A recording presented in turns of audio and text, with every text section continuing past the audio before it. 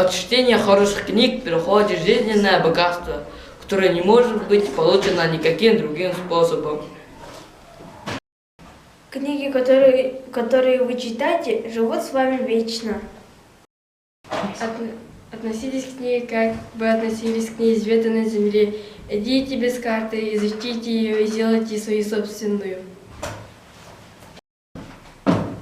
Мир принадлежит тем, кто читает.